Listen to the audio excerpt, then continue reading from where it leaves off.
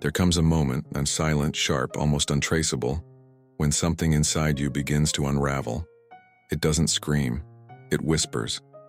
And in that whisper, a truth you've long avoided begins to surface. Letting go is not about them. It never was. It's about the part of your soul that clung to a story, even after the story had ended. Not because it was right, but because it was familiar.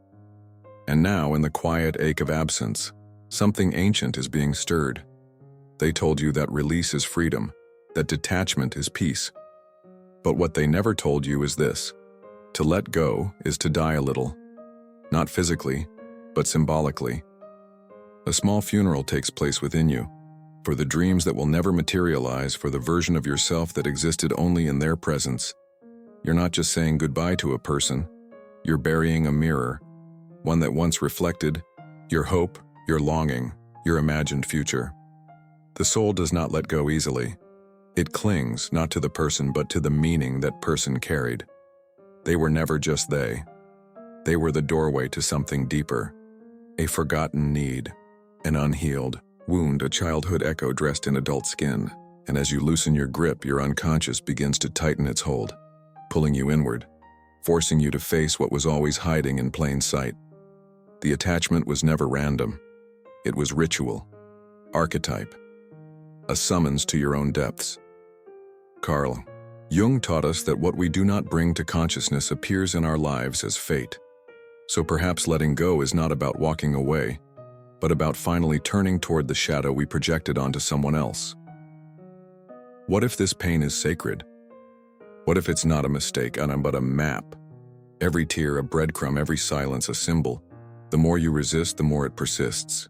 Because what you're really avoiding is the encounter with your own forgotten self. And that's why you must not look away now. Because beneath the heartbreak lies something far more dangerous and more beautiful. A metamorphosis. But only if you stay. Only if you dare to descend. What happens next isn't what you think. It's what your soul has been preparing for all along.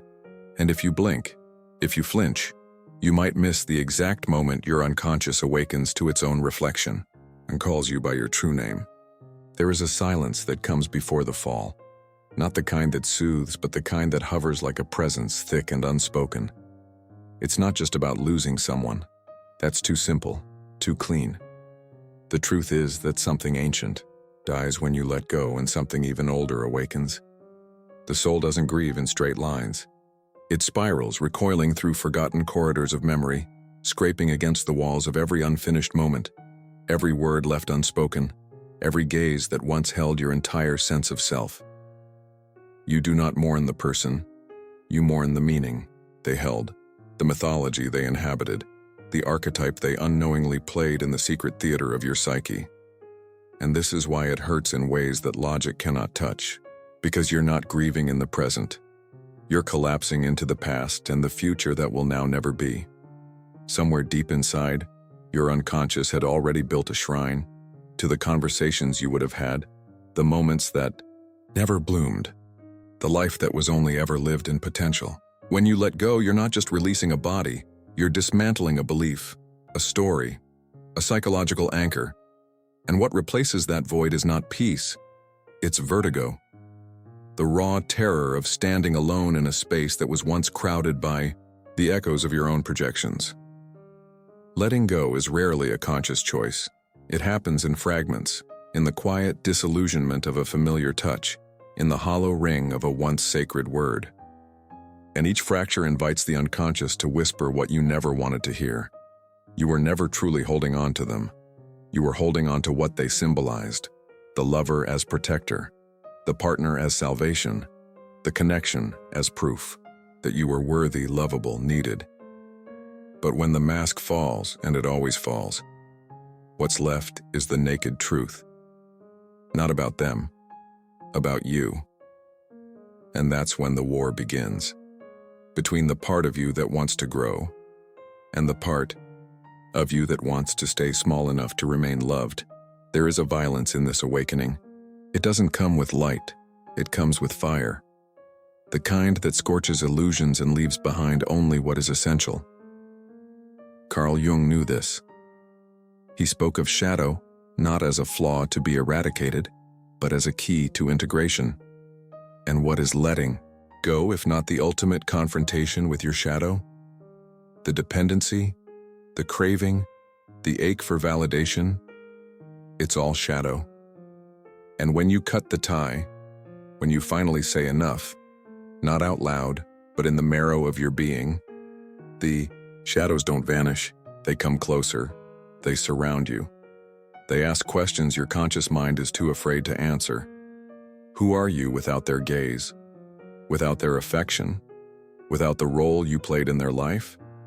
This is why so many go back, not because the love was real, but because the pain of becoming is unbearable, because staying broken is at times more comfortable than being reborn.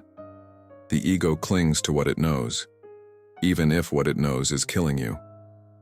And in that moment, when you're standing at the edge of letting go, your psyche splits. One part wants to leap into the unknown. The other begs to crawl back into the arms of the familiar, no matter how cold they've become. That's the moment where the soul makes a choice. Not a loud, cinematic choice, but a silent, irreversible shift. A realignment of energy so subtle it might feel like nothing changed, but it did. Because now, you've seen through the illusion. And once you see, you cannot unsee. But awareness alone does not liberate. It destabilizes. It dismantles the scaffolding of everything you thought was true. The idea that you needed them to be whole, that your identity was somehow woven into the fabric of their existence. That love to be real must be reciprocal.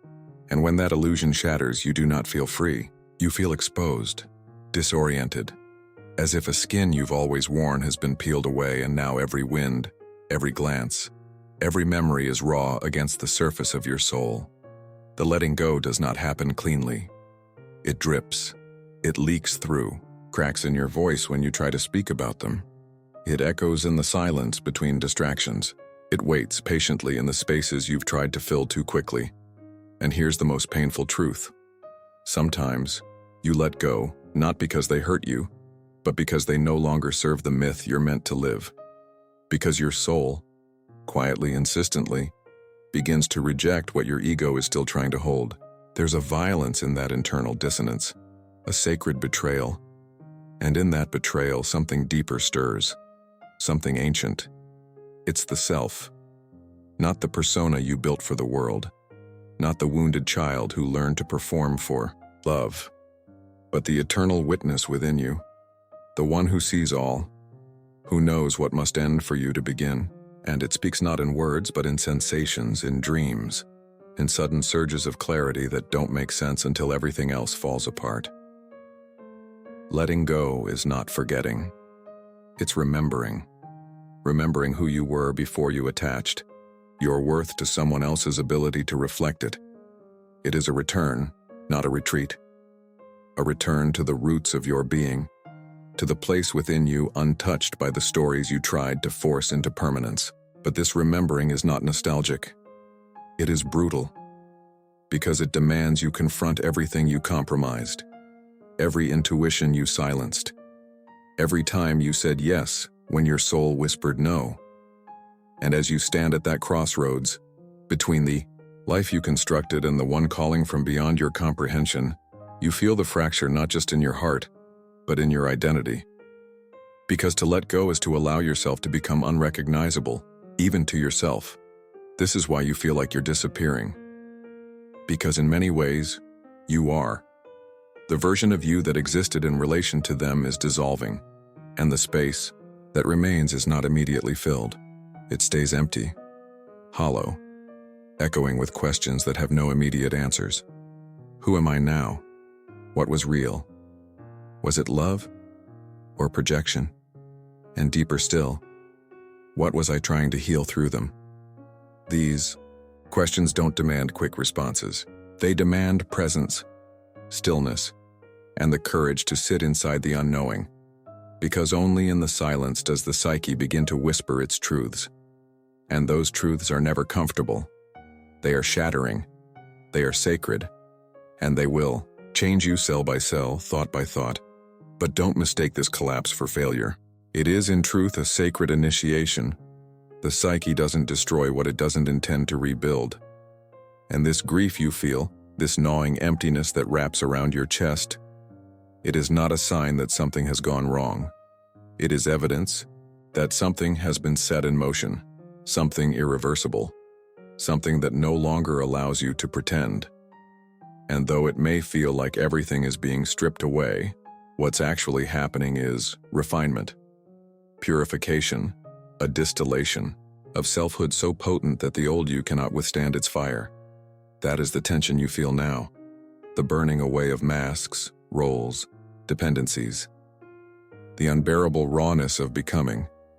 And just when you think you can't take it, when the ache becomes too loud, when you reach for them in your mind only to remember they are gone, a strange peace begins to emerge. Not the kind that feels good, the kind that feels true. It does not promise comfort, it offers clarity, the kind that comes only after the storm has washed away the lies, the kind that allows you to say, not with anger, but with reverence, I understand now why it had to end. And that understanding doesn't close the wound, it transforms it into a threshold, into a beginning. But you must stay. You must not rush this alchemy, because in the very next breath, something extraordinary is about to rise from the ashes. Something not built on longing but on alignment, not on desperation but on depth, and it can only emerge if you choose not to escape, if you choose to stay awake, right here, where it hurts, where it heals. There comes a moment, often unnoticed, when the silence around their absence stops screaming. It doesn't become quiet, it changes tone. It begins to hum. And that hum, low and continuous, isn't grief anymore. It's memory transmuting into wisdom. It's your unconscious rearranging itself now that the projection has been withdrawn. And here, without realizing, you begin to carry them differently, not in the ache of missing, but in the shape of what they awakened in you. They are no longer a person you reach for, but a symbol you absorb. They become part of your myth, not because they stayed, but because they left, because they had to. Because only in that rupture could the deeper story begin to write itself. What Jung understood, and what the modern heart so often forgets, is that love is not the goal. Integration is. Love, especially the love we cling to so tightly, is often the hook our unconscious uses to pull us toward what is unresolved, unhealed, unseen. And the ones we cannot let go of are usually the ones who touched our deepest archetypes. The wounded child, the abandoned lover, the unseen self. They don't just trigger us, they activate us. They shake the bones of our forgotten desires, our unlived potentials, our disowned rage and longing. And when they disappear, what's left behind isn't just grief, it's raw material for transformation, for truth, for wholeness. But that transformation does not come gently. It drags you into the underworld of your own psyche. You begin to dream strange dreams, of water you can't cross, of doors that won't open, of familiar faces that speak in riddles. These are not hallucinations. These are messages. Your unconscious is trying to reorient itself around a new center, one that is no longer held together by illusion but by essence. And in that reorientation there will be confusion. Moments when you feel you're losing your mind. Moments when you reach out for distraction, craving anything to numb the slow burn of rebirth. But even in those moments, something inside you refuses to go back, because even if you wanted to, you couldn't. The old self has already crumbled. All that remains is the shell, and that shell will crack. Not all at once, piece by piece, in sudden, quiet moments when you least expect it. Like standing in the grocery store and realizing you no longer feel the weight of their name. Or hearing a song you once shared and noticing the tears don't come. Not because you don't care, but because you no longer need. You've stopped searching for pieces of yourself in someone else's eyes. And that shift is seismic. You begin to recognize the sacred solitude of your own company, the intimacy of your own breath, the integrity of your own truth. no longer filtered through their approval, no longer measured by their attention. It's not that you've forgotten them, it's that you've remembered you. And with that remembrance, a new kind of energy begins to rise, subtle, steady. It doesn't scream or announce itself. It just is. You find yourself drawn to different things. Silence feels less like a punishment and more like a presence. You begin to notice patterns you once ignored, in yourself, in others, in the world. You speak more slowly. You listen more deeply. Something in you is learning to sit with paradox. The fact that they were both gift and lesson, mirror and mask, blessing and boundary. And you no longer need to decide whether it was good or bad. You only need to allow it to be. Because now it belongs to the story, and the story is yours again. But even here, the spiral doesn't end. The psyche doesn't move in straight lines.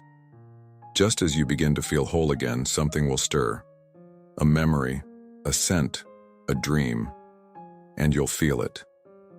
That ache, faint but familiar, not a setback. A reminder that letting go is not a one-time event. It is a practice, a returning, a choice made again and again, not to forget but to live without clinging. And in that choice, over time, something extraordinary is born, a quiet confidence, a sacred autonomy. The realization that your soul is not made of glass, it is forged in fire. And every ending, no matter how brutal, is just another strike of the hammer shaping you into form. There is a moment, not marked by calendar dates, not seen by others, not even always recognized by yourself, when something inside you shifts. A moment when the air feels lighter, but not because the pain has vanished. It hasn't. It's still there, but now it pulses differently. Less like an open wound and more like a scar that glows with quiet wisdom. You're still carrying the memory of what was, but you are no longer being carried by it. And in that realization, subtle and seismic at once, something becomes clear. The weight is not gone. You've become strong enough to carry it differently. Letting go doesn't erase them. That was never the purpose. If it did, it would mean erasing parts of yourself. The parts that loved, the parts that longed, the parts that believed. And those parts matter. They are sacred. They are the soil of your becoming. Because when you truly love someone, a part of you merges with what they awaken in you. And when they leave, that part doesn't die. It disperses. It travels through your psyche like pollen in the wind, settling into new meanings, new forms, new truths. This is the invisible architecture of grief. Not destruction, but reorganization. And as this internal architecture begins to take new shape, you start to understand something the ego could never grasp. That person was never the source of your love. They were the stimulus. The love was always yours. It came through them, not from them.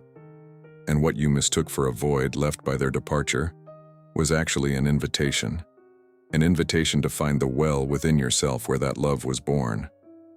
To return to the origin. And what you find there isn't just warmth, it's fire, wild, untamed, undeniably yours. Carl Jung taught that the goal of life is not happiness, but wholeness. And in this chapter of your life, you begin to feel the meaning of that with your entire being. Wholeness is not a clean, symmetrical circle. It's a mosaic, made of fragments, of contradictions, of the broken and the beautiful stitched together by truth. You begin to hold paradox without the need to resolve it. You begin to feel joy without guilt, sadness without collapse, memory without attachment. You begin to understand that healing does not mean returning to who you were before. It means embracing who you became, because it broke. And with that understanding, your inner world shifts. The silence that once screamed now sings. The emptiness that once suffocated now breathes. You find yourself drawn to different spaces, different people, different patterns. Not because you've forgotten them, but because you've remembered yourself, the self that was waiting on the other side of letting go, the self that no longer needs to be held in someone else's arms to feel safe. the self that looks in the mirror and sees not lack, but presence, not ruin, but rebirth. Still, the process is not linear. Some days the echo of their absence will still knock the wind out of you. A voice, a scent, a laugh that sounds too familiar will stir something ancient. And for a moment, you'll forget all your progress. You'll forget the lessons. You'll want to go back, not to them, but to the version of yourself that didn't know better, that still had hope. And that's okay. It's not regression. It's remembering that you are human, that you are layered, that healing includes loops, and that even in the returning pain, you are more awake than you've ever been. And in this awakening, you stop searching for closure. You understand now that closure is not an event. It's a commitment, a choice you make again and again to meet your own pain with compassion instead of resistance, to stop asking why it happened the way it did and start asking what it's asking you to become. You begin to realize that the why is not a destination, it's a doorway. And on the other side is a version of you who has learned to stand not in the shadow of love lost, but in the light of love integrated. And perhaps that is the most mysterious alchemy of all. Not just that you survived, but that you transformed. That you walked through the burning house of your old identity and emerged with ashes in your lungs and truth in your eyes. That you stood face to face with everything you feared would destroy you and still chose to stay. That is no small thing. That is the soul's quiet revolution, the moment where the wound becomes the womb, where the ending becomes the beginning, where the silence becomes the song. And here you are now, not healed, not finished, but whole in your becoming. The soul still trembles, but it no longer begs, it listens, it knows. And in the knowing, it smiles, because it remembers everything. You let go of returned, not as it was, but as something more honest, something more yours. Somewhere between what you lost and what you became, something sacred took root. Silently and visibly, but with the force of 1,000 storms. You didn't just let someone go. You crossed a threshold. You stepped away from a version of yourself that once needed them to feel complete, and now in the quiet aftermath you begin to realize it was never about losing them. It was about remembering you. And yet, this remembrance doesn't come with fireworks. It arrives like a breath you didn't know you were holding, a subtle return to the body after wandering far from your center. Not everything that breaks is meant to be fixed. Some things are meant to remain in pieces so that we stop trying to recreate the same shapes from old patterns, and maybe, just maybe, letting go was not about release but about revelation, about lifting the veil, about finally seeing that love was never supposed to be a cage you twisted your soul to fit into. It was always meant to be the fire that burned through the walls you didn't know you had built, the fire that left you bare, exposed, and free. The soul doesn't crave answers, it craves wholeness. And in letting go, you didn't lose your connection. You reclaimed it, not with another, but with the deepest part of you, the part that remembers what the mind forgets, the part that never begged to be chosen because it already belonged, to life, to truth, to something much older than the story you once clung to. And now, without realizing, you've become someone new. Not because you added more, but because you allowed what was false to fall away. And in that surrender, the most profound form of becoming began. There are moments in life that do not announce themselves, yet split you open forever. Moments so quiet they are mistaken for emptiness, but in truth, they are initiations. This was one of them. The ache, the unraveling, the nights you begged for a rewind that never came. They were the gateway. And now you see. You were never meant to return to who you were before. You were meant to walk forward, barefoot and raw into the life that could only begin once you stopped chasing what was never yours to keep. So if you feel something stirring now, a stillness that isn't silence, a sorrow that no longer devours, a longing that no longer seeks to know this, it is the beginning of your remembering, of who you are when no one else is looking. of who you were before the world taught you to shrink, to beg, to attach. You are not here to repeat what broke you. You are here to alchemize it, to carry it like a sacred scar that says, I survived myself.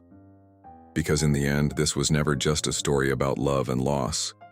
It was about truth, about what remains when the illusions dissolve, about the strange, quiet miracle of meeting yourself on the other side of pain and not looking away. And maybe that's what it means to truly let go, not to forget, but to remember differently, to hold them not in your hands, but in your soul's deeper memory, as the one who came to awaken something in you, and once awakened, could no longer stay, and now the silence hums differently, not as absence, but as presence, not as a void, but as possibility. Because something has shifted in you and you can feel it. The ground beneath your feet feels more solid, the air around your heart less dense. You are not finished, you are not fully healed, but you are home, and that changes everything. So listen, not to me, to what rose in you while you listened. That subtle pull in your chest, that slight expansion behind your eyes, that question that refuses to be named but won't let you go.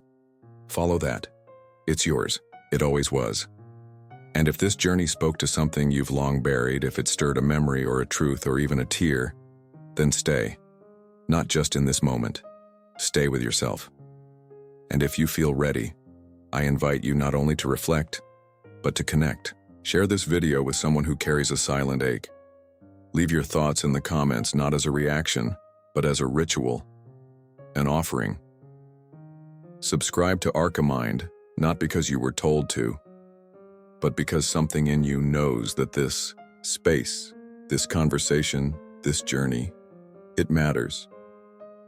Because sometimes the most powerful transformations begin with a whisper you chose not to ignore. Some doors do not open with keys, but with loss. And some truths are not spoken. They are remembered when you let go. Welcome back to yourself. We've been waiting.